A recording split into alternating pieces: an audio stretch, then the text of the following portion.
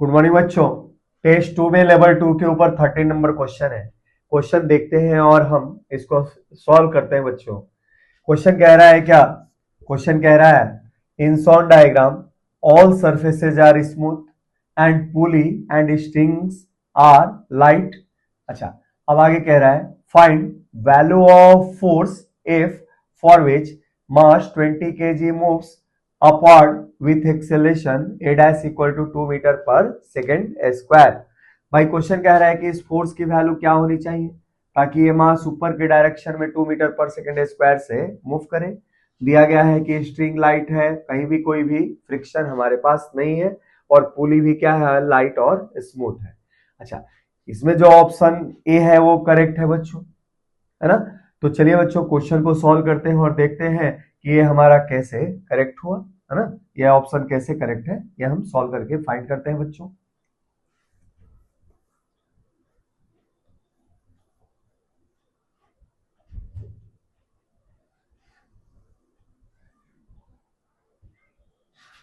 Solution, सबसे पहले हम एफबीडी बनाते हैं 20 केजी का और उसके मोशन के बारे में सोचते हैं। तो for motion of 20 KG, 20 KG के मोशन के बारे में बच्चों सोचते हैं हम। अब इसके लिए इसका एफबीडी बनाया हमने, देखें। अब एफबीडी बनाया तो देखते हैं 20 केजी पे फोर्सेस कौन कौन से लगते हैं बच्चों। ये हमारा 20 केजी है। अच्छा, साफ दिखाई दे रहा है कि इसको अगर इधर पुश करेंगे तो ये भी इसको इस डायरेक्शन में पुश करेगा। तो मान लो 100 केजी ने 20 केजी पे इधर फोर्स कितना लगाया, N1 लगाया। इतना ही फोर्स 20 केजी 100 केजी पे लेफ्ट डायरेक्शन में लगाएगा। लेकिन इसका एफबीडी बनाना है 20 केजी, तो इसके ऊपर फोर्स देखना है। 100 केजी ने इधर फोर्स लगाया। अच्छा, ऊपर फोर्स क्या लगा, तो स्ट्रिंग का टेंशन लगा बच्चों। अच्छा, नीचे क्या लगा फोर्स बच्चों, ग्रेविटी के द्वारा लगा हमारे पास 200 न्यूटन लगा। ठीक है, अब हमारे पास यहाँ मोशन के लिए क्या लिख सकते हैं, तो चूंकि ये अपवर्ड डायरेक्शन में जा रहा है किस एक्सेलरेशन से, a dash equal to 2 metre per second square. तो मोशन के लिए अपवर्ड डायरेक्शन में क्या लिख सकते हैं आप लोग, तो t minus 200 equal to 20 into 2 लिख सकते हैं बच्चों। इसका अर्थ है कि टेंशन की वैल्यू 240 न्यूटन आएगी। अच्छा, इन राइट वार्ड डायरेक्शन में इसका मोशन देखते हैं।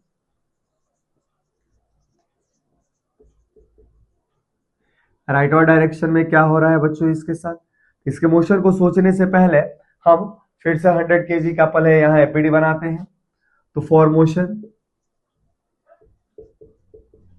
ऑफ 100 केजी देखते हैं बच्चों। 100 केजी का मोशन दिखा तो इसके लिए इसका एफबीडी बनाया। ये हमारा 100 केजी ऑब्जेक्ट है और ये हम एफबीडी की बात कर रहे हैं इसका।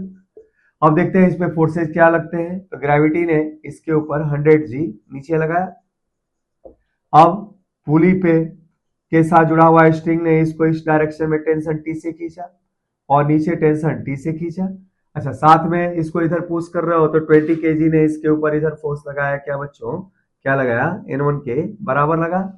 और ये इस डायरेक्शन में मूव कर रहा है, मान लो किस एक्सेलरेशन से, A0 से मूव कर रहा है ना।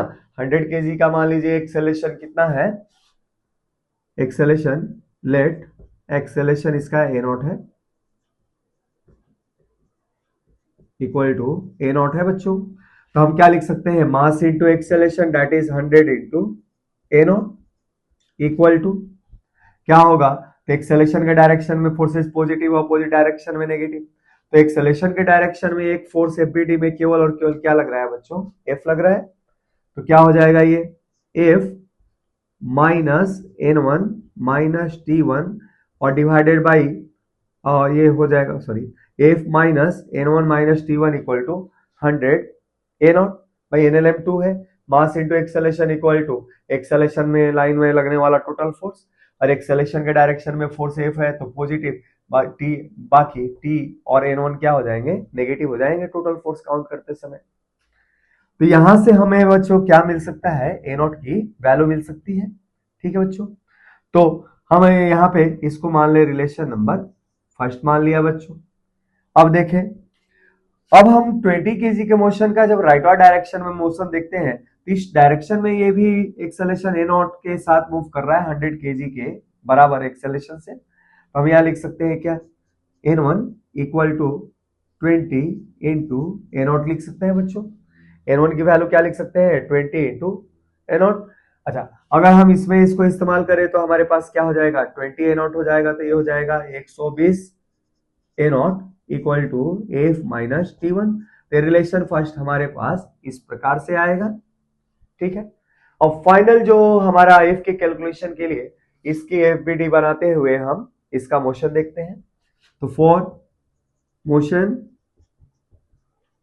ऑफ 10 केजी, 10 केजी के ऑब्जेक्ट के मोशन के बारे में हम देखें तो इसका हम एफबीडी यहाँ पे बनाते हैं, देखते हैं क्या क्या मिलता है।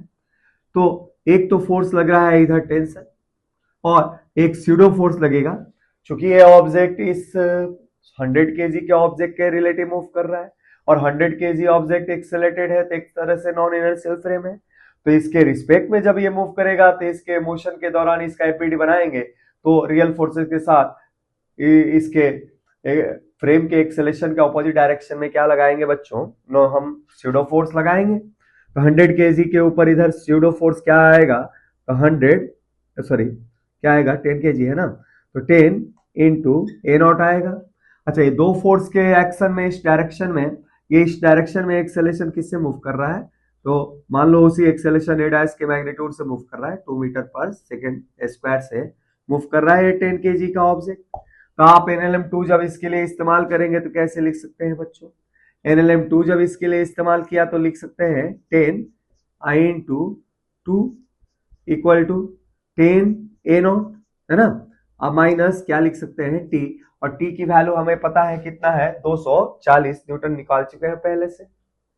अब फाइनल हम इसको ऐसे पुट कर सकते हैं बच्चों, लिख सकते हैं क्या, 10 ए not equal to 10 A not equal to, और टी इधर आएगा तो ये हो गया 20, और 240 है तो 260 हो जाएगा बच्चों, ये गया और ये गया। अब ए नॉट की वैल्यू हम यहां से निकाल सकते हैं क्या, एफ माइनस टी बाई, ऐसे लिख सकते हैं ए नॉट की जगह पे F minus T by 120 120 I equal to 26, है ना। इसको जो सॉल्व किया हमें तो क्या मिला, F equal to T plus 26 I into 120। अच्छा, टेंशन की वैल्यू 240 है, और ये कितना आ जाएगा, बरछक 72 बार 2 24 31, है ना। तो ये आ जाएगा बच्चों टोटल सॉल्व करते हुए 3360 न्यूटन। इस तरीके से हम देखते हैं कि फोर्स की वैल्यू जब 3360 न्यूटन रही होगी तभी जाके ये वाला जो मास है 20 केजी का मास है ऊपर के डायरेक्शन में 2 मीटर पर सेकेंड स्क्वायर से ये एक्सेलरेट किया होगा। ठीक है बच्चों, जिस स्टेप के साथ मैं आगे मूव किया, आप इस क्वेश्चन को उसी स्टेप से खुद से भी बच्चों ट्राई कीजिएगा, काफी प्यारा सा क्वेश्चन है, थोड़ा सा कैलकुलेटिव है ना। अब भाई हमारे पास क्वेश्चन में बहुत सारे क्वेश्चन होते हैं जो कैलकुलेटिव होते तो इजी है, लेकिन कैलकुलेटिव होते हैं, तो उसी कैटेगरी में से ये क्वेश्चन है तो इजी, लेकिन थोड़ा सा बच्चों ये कैलकुलेटिव है। ठीक है बच्चों, तो चलिए बच्चों अब अगले क्वेश्चन पे चलते हैं इस टेस्ट में।